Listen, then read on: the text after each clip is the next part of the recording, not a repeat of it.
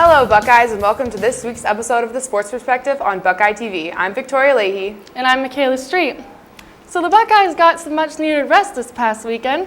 Yeah, it was nice for them to have a break, and I'm excited to see them play Iowa this weekend. Yeah. Well, last week, Ohio State enjoyed a much-needed bye week as players and coaches enjoyed 4 straight days of no practice. After taking that time to rest injuries and spend time with families, it was time for the Buckeyes to get back to work and start the second half of the 2013 regular season.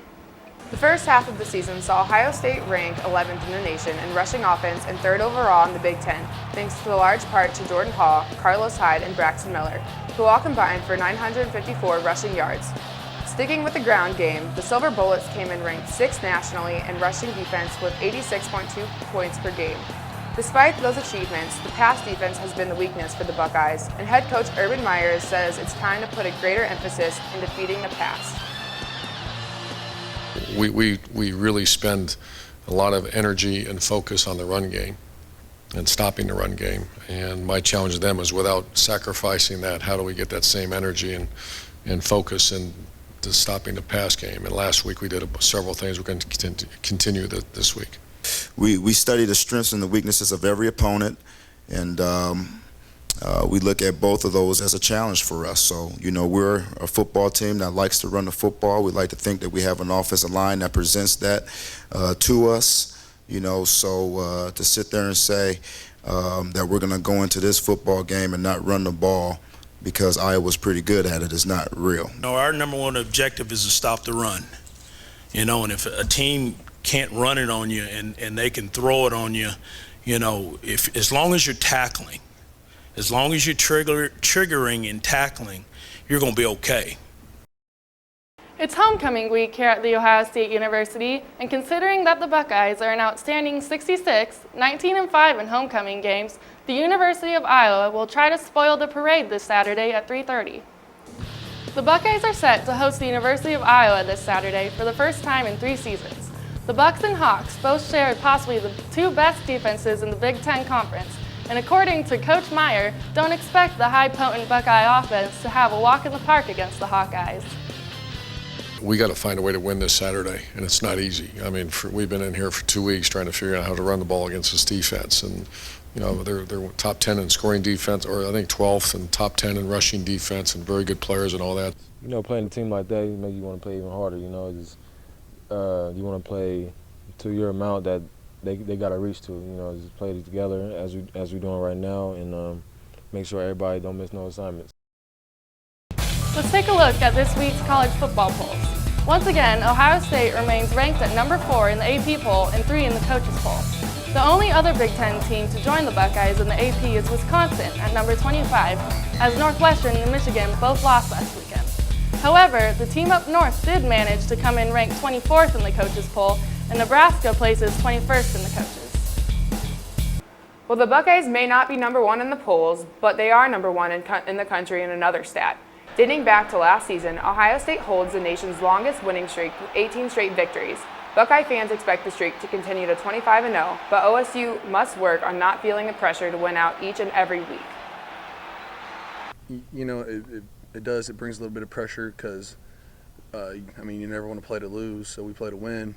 And, it's great to be part of something outstanding. I really don't bring it up as much, we just try to win every game as we can, it's just preparation and just win each and every game that comes upon us and take it one game at a time. I can feel sometimes pressure mounting on players when you start hearing about streaks, you start hearing about this, you start hearing about that. And it's my job as a coach and our coaching staff it's all about today. Coming up next, the men's and women's basketball teams hold their media days for the upcoming season. We'll tell you what they had to say after the break.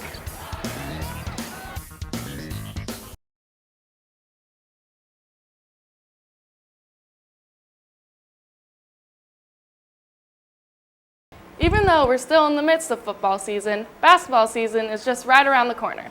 After a 29-7 campaign and a trip to the Elite Eight, the Buckeyes are looking to get to start the year right where they left off. Last Thursday, the men's team held their media day before their start of training camp. Before their exhibition against Walsh next month, The senior backcourt in Aaron Kraft and Lenzel Smith will look to lead this year's squad and fill the void of Deshaun Thomas. We've talked about it with what we lost, but with the guys we have coming back and getting them into their roles, adjusting our offense, adjusting our defense to who we've got. I'd say this, I'm very excited about the season. Just like the men's team, the women's basketball Buckeyes held their media day on Wednesday in the Jerome Schottenstein Center. Kevin McGuff replaces former longtime head coach Jim Foster this season, and the Buckeyes like their expectations under a new leader. It's been difficult because you have to learn different things and there's different expectations, but the new coaching staff has really been awesome with communicating what they expect, and the team has done a great job meeting those expectations. Some of the plays and some of the drills are the same, but they call them different words, so it's confusing learning his word and not going back and on screens and stuff. But it's getting easier each practice. They become more comfortable with kind of who I am as a coach and what we're doing offensively, defensively, and what we're emphasizing will help some of our upperclassmen especially kind of fill that void of what it's going to take to be a great leader for this group. The men's hockey team began the regular season against in-state foe Miami, but could not handle the number 2 Redhawks, losing 6-2 at home Friday and another loss on Saturday, 6-3. Despite the 0-2 start, Steve Rolick is ready to work on the mistakes and get back on track.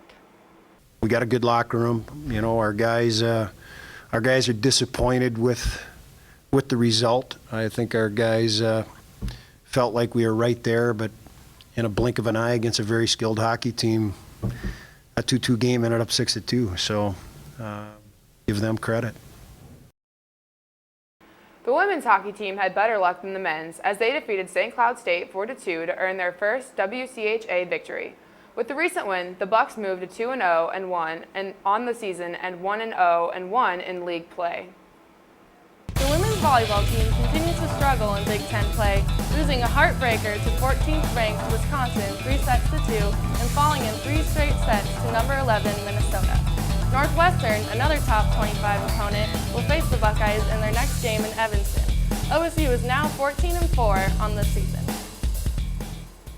So it's tough to see the women's volleyball team off to such a rough start in conference. Yeah, hopefully they can bounce back this week against Northwestern and pull through with a win. And that's all we have for this week's episode of The Sports Perspective on Buckeye TV. I'm Victoria Leahy. I'm Michaela Street. Thanks for watching.